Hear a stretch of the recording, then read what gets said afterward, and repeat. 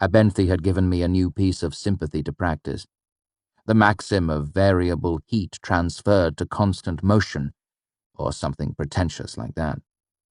It was tricky, but it had fallen into place like a puzzle piece fitting. It had taken about 15 minutes, and from Abenthy's tone, I guessed he had expected it to take 3 or 4 hours at least.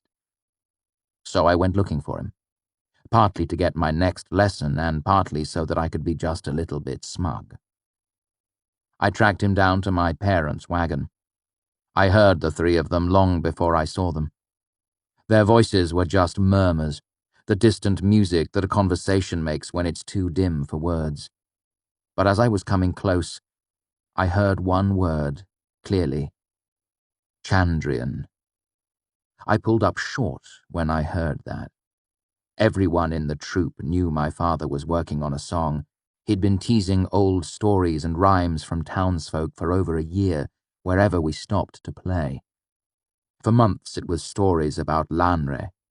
Then he started gathering old fairy stories too, legends about bogies and shamblemen. Then he began to ask questions about the Chandrian.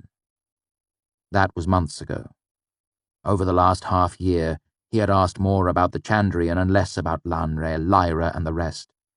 Most songs my father set to writing were finished in a single season, while this one was stretching toward its 2nd year.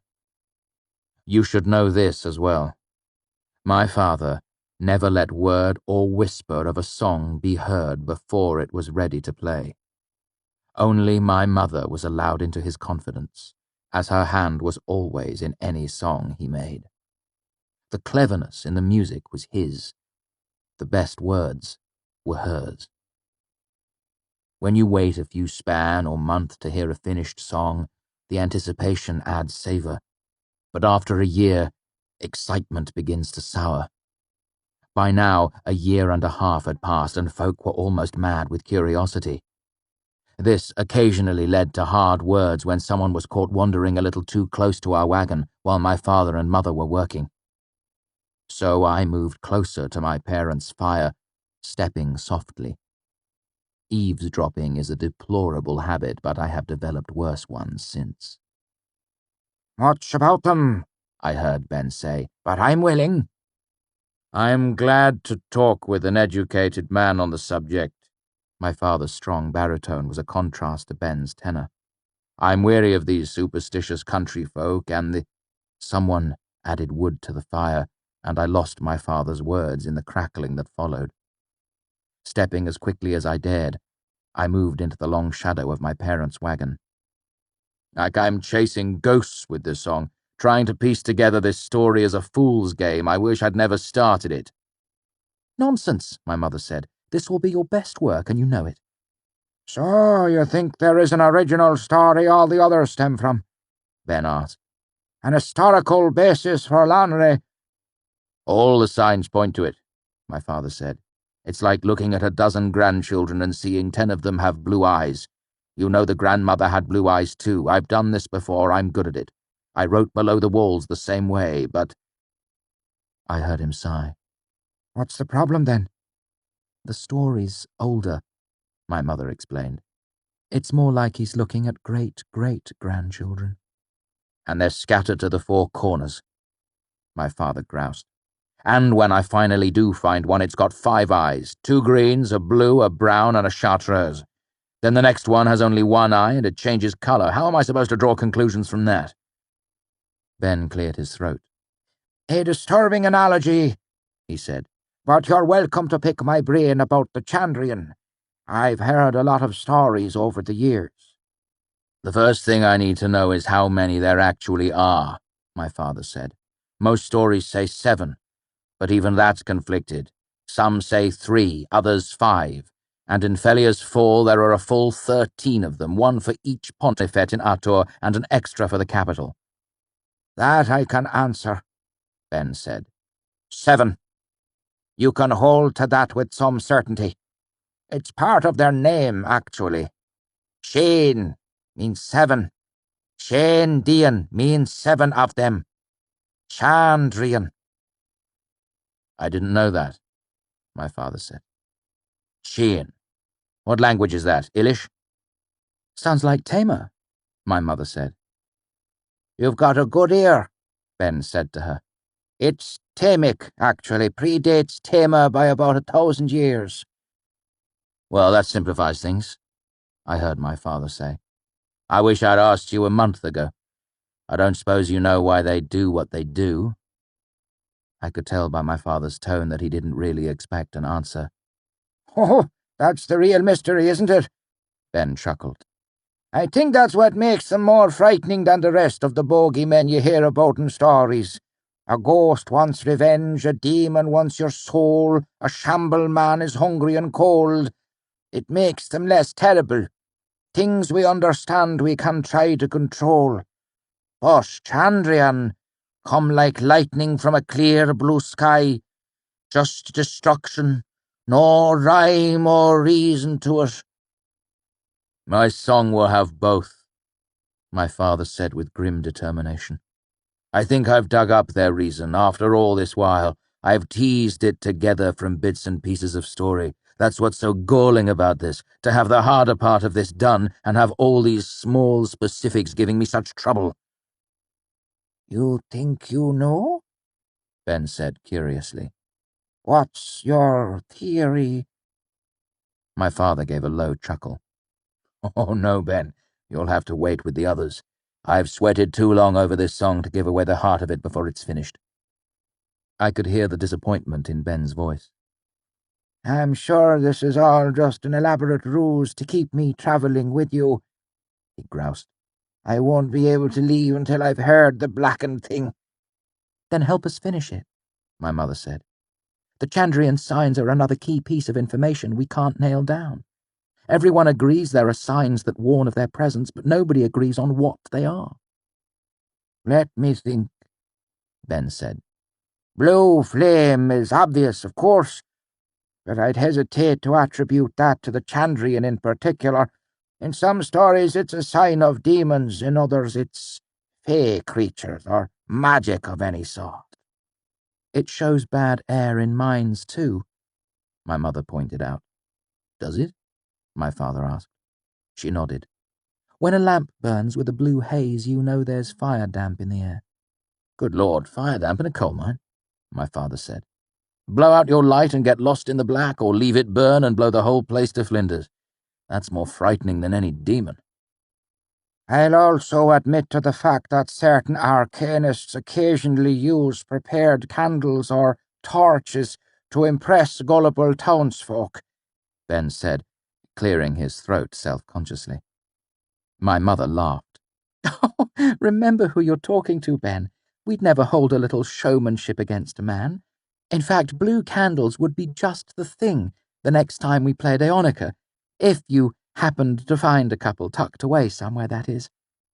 I'll see what I can do, Ben said, his voice amused. Other signs. One of them is supposed to have eyes like a goat, or no eyes, or black eyes.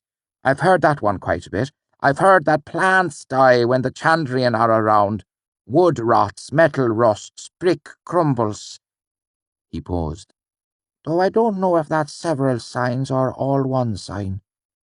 You begin to see the trouble I'm having, my father said morosely.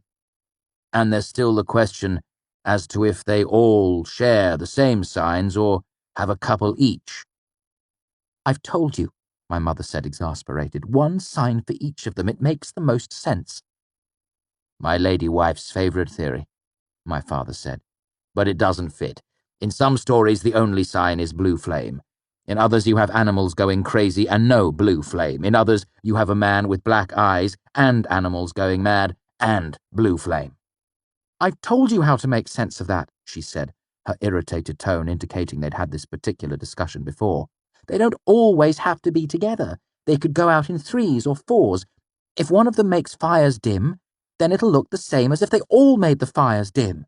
That would account for the differences in the stories, different numbers and different signs depending on how they're grouped together. My father grumbled something. That's a clever wife you got there, Arl, Ben spoke up, breaking the tension. How much will you sell her for? I need her for my work, unfortunately, But if you're interested in a short-term rental, I'm sure we could arrange a There was a fleshy thump, followed by a slightly pained chortle in my father's baritone. Any other signs that spring to mind? They're supposed to be cold to the touch, though how anyone could know that is beyond me. I've heard that fires don't burn around them, though that directly contradicts the blue flame. It could— The wind picked up, stirring the trees. The rustling leaves drowned out what Ben said.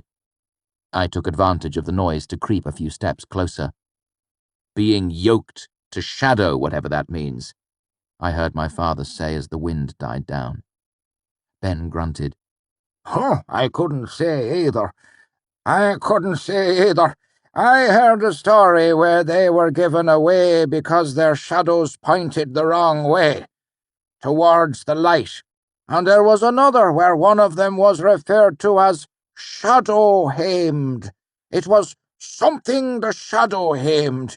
Damned if I can remember the name, though. Speaking of names, that's another point I'm having trouble with, my father said.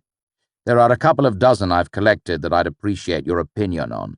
The most— Actually, Ben interrupted. I'd appreciate it if you didn't say them out loud. Names of people, that is.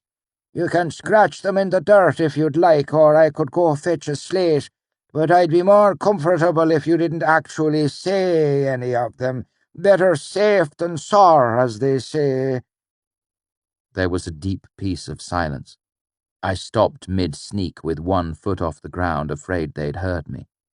Now don't go looking at me like that, either of you, Ben said testily. We're just surprised, Ben, came my mother's gentle voice. You don't seem the superstitious type. I'm not, Ben said. I'm careful. There's a difference. Of course, my father said. I'd never— Save it for the paying customers, Earl. Ben cut him off, irritation plain in his voice. You're too good an actor to show it, but I know perfectly well when someone thinks him daft. I just didn't expect it, Ben, my father said apologetically. You're educated, and I'm so tired of people touching iron and tipping their beer as soon as I mention the Chandrian. I'm just reconstructing a story, not meddling with dark arts. Well, hear me out. I like both of you too well to let you think of me as an old fool, Ben said. Besides, I have something to talk with you about later, and I'll need you to take me seriously for that. The wind continued to pick up, and I used the noise to cover my last few steps. I edged around the corner of my parents' wagon and peered through a veil of leaves. The 3 of them were sitting around the campfire. Ben was sitting on a stump, huddled in his frayed brown cloak. My parents were opposite him, my mother leaning against my father, a blanket draped loosely around them. Ben poured from a clay jug into a leather mug and handed it to my mother. His breath fogged as he spoke. How do they feel about demons off in Artur? He asked. Scared. My father tapped his temple. All that religion makes their brains soft. How about off in Vintus? Ben asked. Fair number of them are Talines. Do they feel the same way? My mother shook her head. They think it's a little silly. They like their demons metaphorical. What are they afraid of at night in Vintus, then? The Fae, my mother said. My father spoke at the same time. Draugr. You're both right, depending on which part of the country you're in, Ben said. And here in the Commonwealth, people laugh up their sleeves at both ideas. He gestured at the surrounding trees. But here they're careful, come autumn time, for fear of drawing the attention of shamblemen. That's the way of things, my father said. Half of being a good trooper is knowing which way your audience leans. You still think I've gone cracked in the head? Ben said, amused. Listen, if tomorrow we pulled into Biren and someone told you there were shamblemen in the woods, would you believe them? My father shook his head. What if 2 people told you? Another shake. Ben leaned forward on his stump. What if a dozen people told you with perfect earnestness that shamblemen were out in the fields eating— Of course I wouldn't believe them, my father said, irritated. It's ridiculous. Of course it is, Ben agreed, raising a finger. But the real question is this: would you go into the woods? My father sat very still and thoughtful for a moment. Ben nodded. You'd be a fool to ignore half the town's warning, even though you don't believe the same thing they do, if not shamblemen. What are you afraid of? Bears. Bandits. Good, sensible fears for a trooper to have, Ben said. Fears that townsfolk don't appreciate.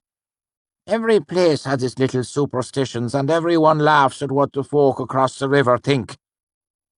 He gave them a serious look.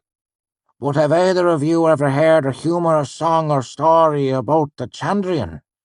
I'll bet a penny you haven't. My mother shook her head after a moment's thought. My father took a long drink before joining her. Now, I'm not saying that the Chandrian are out there, striking like lightning from the clear blue sky, but folk everywhere are afraid of them. There's usually a reason for that. Ben grinned and tipped his clay cup, pouring the last drizzle of beer out onto the earth. And names are strange things, dangerous things. He gave them a pointed look. That I know for true because I am an educated man. If I'm a mite superstitious too, he shrugged, well, that's my choice. I'm old. You have to humour me. My father nodded thoughtfully. It's odd I never noticed that everyone treats the Chandrian the same. It's something I should have seen.